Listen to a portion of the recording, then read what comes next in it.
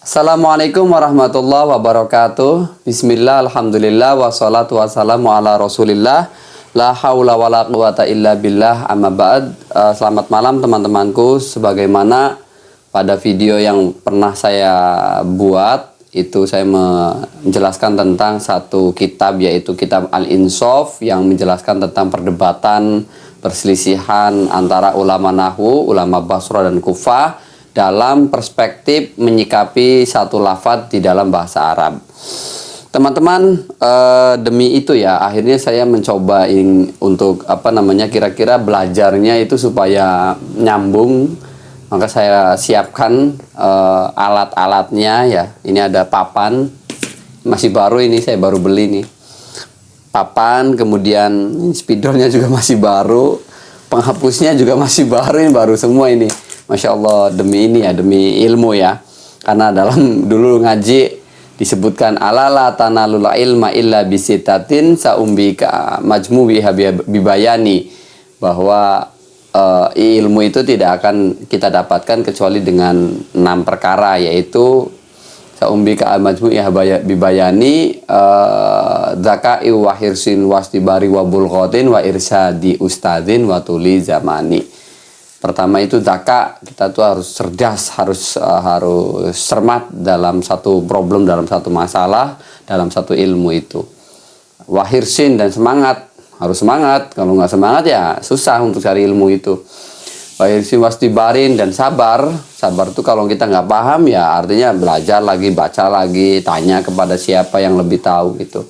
Wabul khotin, nah ini yang saya maksud. Wabul khotin tuh sangu ya, bekal. Jadi kalau mau cari ilmu ya harus ada sangunya. Ya ini contohnya. Kalau nerangin nahwu ya harus ada papan tulisnya, harus ada spidolnya atau pulpennya, harus ada penghapusnya ini untuk menghapus sih soalnya. Itu bulgho ya. Mau tidak mau orang harus punya bulgho, harus punya sangu, bekal. Kalau mondok ya harus ada sangu untuk beli kitab dan segala macam. Wahirsi wastibari wa bulghotin wa irsyadil ustadi, harus ada gurunya juga. Ini saya juga dulu ngaji sering sekali dijelaskan oleh guru-guru saya dulu di pesantren, sehingga insya Allah ya sedikit-sedikitnya bisa baca lah begitu, jadi bisa menjelaskan. Kemudian waktu zaman ya butuh waktu ya, step-stepnya supaya ya nggak instan. Ilmu itu nggak instan, kita ngaji sekali langsung paham tuh nggak. Jadi butuh waktu yang kiranya ya mungkin bisa 2 kali atau 3 kali gitu kira-kira. Jadi teman-teman langsung saja pada pembahasan yang pertama ya. Karena ini persoalan tentang kitab Al-Insaf di masalah yang pertama. Ini saya buka dulu. Skip ya, bukannya skip, biar cepet. Nah teman-teman, untuk pembahasan yang pertama yaitu tentang kalimat al-ismu atau ismun. Ini yang menjadi perselisihan antara ulama Basra dan Kufah, yaitu tentang istiqaqul ismi. Asal mula pembuatan kata ismun itu diambil dari kata apa? Sebab kalau kita, ini ismun al-ismu ya, kalau kita disesuaikan dengan wazan, ini nggak ada wazan iflun tuh nggak ada, maka harus kita cari al-ismun itu berasal dari kata apa sehingga nanti ketemu pada wazannya. Oleh karena itu para ulama Basra dan Kufah itu berselisih. Nah, yang pertama dulu yaitu tentang pendapatnya ulama Kufah. Menurut ulama Kufah dalam kitab Al-Insaf ini, beliau menjelaskan bahwa al-ismu ini adalah wasmun ay alamatun alal musamma. Jadi isim ini merupakan sebuah wasmun atau alamat. Alamat itu tanda, ciri. Alal musamma terhadap siapa yang dinamai. Siapa atau apa yang dinamai. Contoh Zaid, Zaidun ya, Zaidun. Seandainya Zaidun ini tidak dinamai dengan Zaid atau tidak dinamai dengan siapapun, itu kita akan sulit menyebutkan. Seseorang tanpa nama itu sulit sekali. Jadi untuk supaya orang itu berbeda dengan yang lainnya, salah satunya yaitu bil alamat atau biwasmin, yaitu nama. Contohnya alamat atau tanda yang membedakan zatiyah seseorang dengan yang lainnya. Yang pertama adalah namanya dulu. Baru setelah nama kok masih samar, baru cari wasmun atau alamat yang lain. Tapi yang jelas pertama namanya dulu.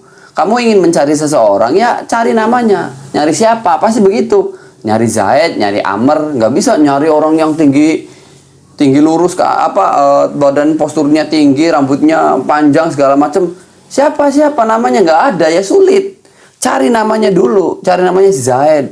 Oh, Zaid di sini ada dua, Zaidnya ini, Zaidnya itu. Jadi supaya nanti jelas gambarannya. Jadi sebagai tanda ismun, kenapa ini kalimat disebut sebagai kalimat isim? Ya karena nama ini merupakan sebuah tanda wasmun terhadap sesuatu yang dinamai. Yang dinamainya itu adalah zatnya Zaid. Namanya yaitu sebagai wasmun atau tanda. Maka ismun itu adalah sebagai tanda daripada syakhsiyah seseorang ataupun zatiyah seseorang. Tidak hanya orang, apapun itu, mau hewan, mau benda-benda mati, itu pasti. Contoh ini spidol. Sulit kalau kita cari sesuatu yang putih agak panjang, terus ada hitam-hitamnya, itu sulit. Maka harus cari dulu wasmunnya, alamatnya. Alamatnya apa? Oh, namanya dulu, spidol ini. Jadi orang tahu, nah baru nanti nanya spidolnya warna hitam atau warna apa, kan gitu kan. Karena spidol warnanya banyak, yang bisa dihapus kah, apa yang permanen, baru nanti ciri-ciri yang lain. Tapi yang jelas pertama untuk menemukan zatiyahnya yaitu dengan cara wasmun atau tanda. Tanda, maka di situ zatiyah itu disebut kalimat itu disebut sebagai ismun, sebagai tanda yang pertama. Tuh, ini menurut ulama Kufah.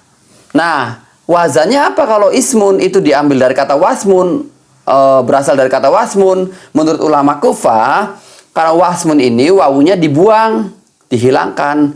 Setelah itu baru diganti dengan hamzah. Nah, jadilah ismun. Sesimpel itu ya, menurut ulama Kufah. Nah, hal yang semacam ini dibantah oleh ulama Basroh. Ulama Basroh membantahnya bagaimana? Kata ulama Basroh, saya baca ya. Ala tara annahum lamma hadaful ulam allati hiyal waw min banawin awadu anha al hamzah fi awalihi faqalu ibnun.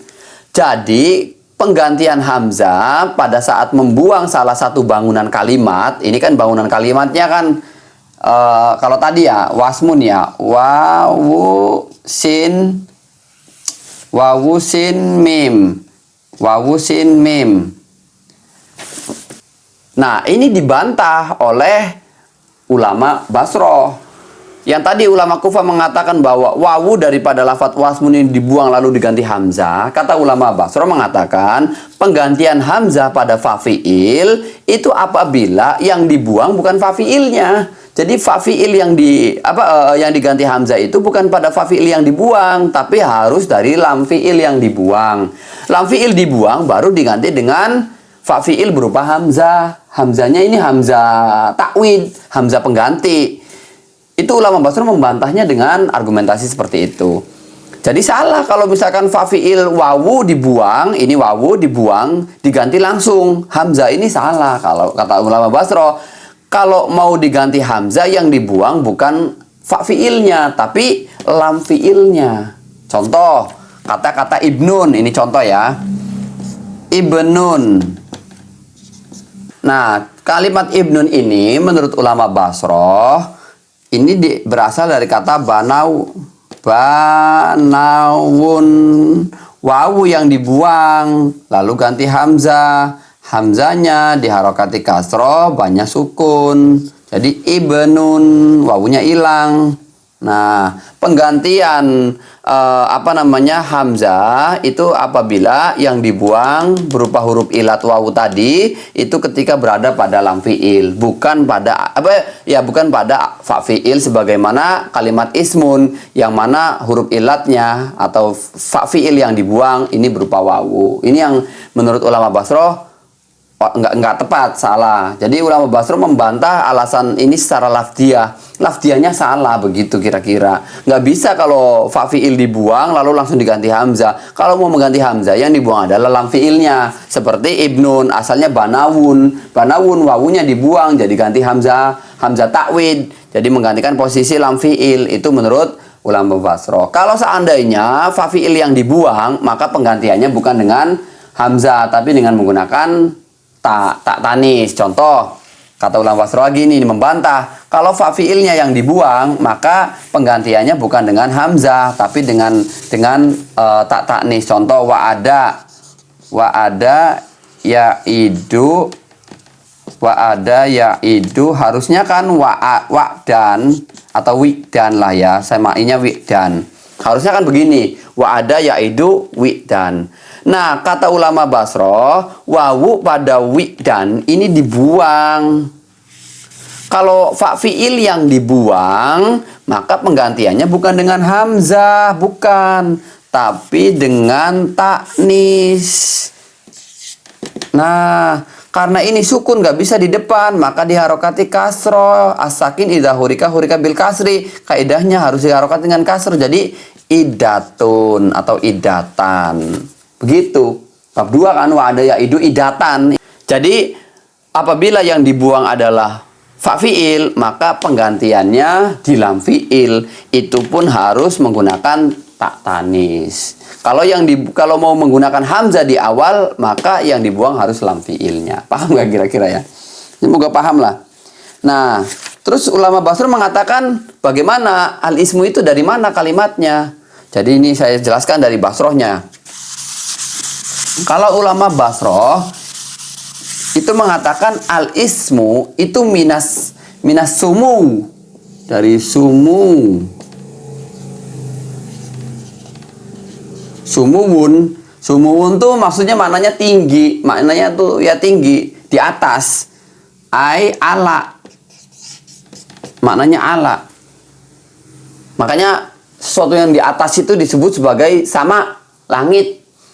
Disebut langit sama itu diasal diambil dari kata sumu, karena dia tinggi, lebih tinggi dari apapun, maka disebut sama, posisinya tinggi.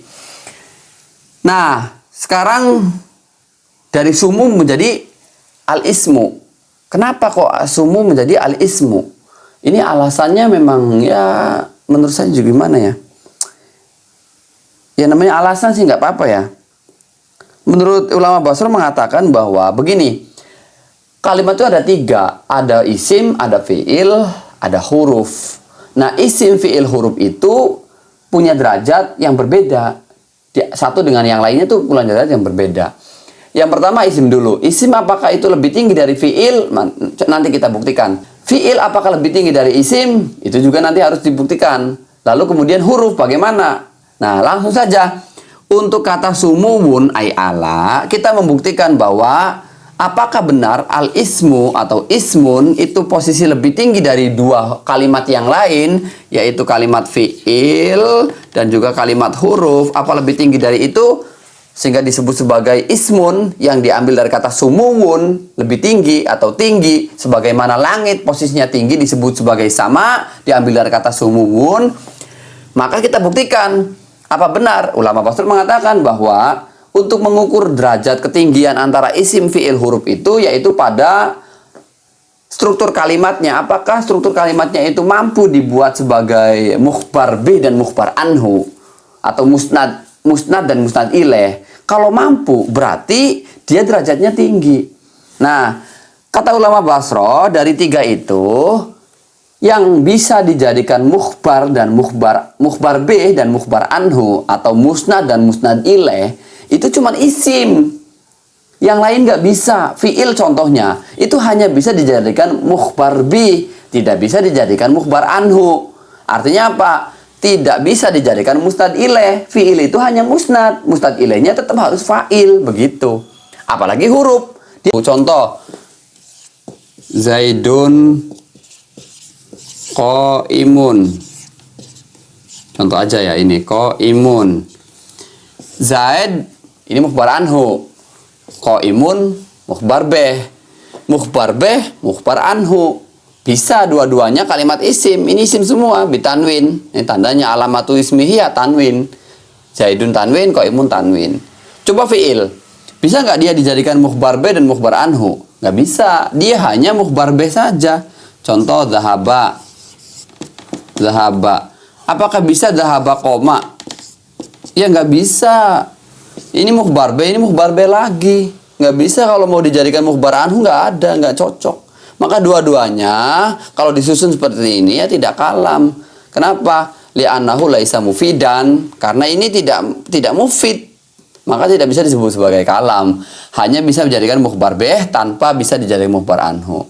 Atau musnad saja, ini musnad saja, musnad ilaihnya nggak ada. Kalau ini kan musnad, ini musnad ilaih, ada semua. Mukhbar bih, ini mukhbar anhu, musnad ilaih. Ini mukhbar bih, ini mukhbar bih, musnad, nggak ada musnad ilaihnya. Maka tidak sempurna, tidak sesempurna kalimat yang pertama ini. Nah, yang karena dia lebih sempurna daripada ini, daripada kalimat fi'il, maka disebutlah sebagai ismun. Diambil dari kata tadi, sumun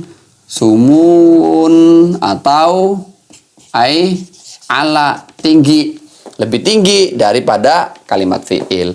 Apalagi huruf min ilahan ala firuba itu tidak ada sama sekali, tidak bisa jadikan mukhbar bih, mukhbar anhu. Jangankan mukhbar anhu, mukhbar bih saja huruf itu nggak bisa dia jadikan musnad, apalagi musnad ilaih, begitu kira-kira.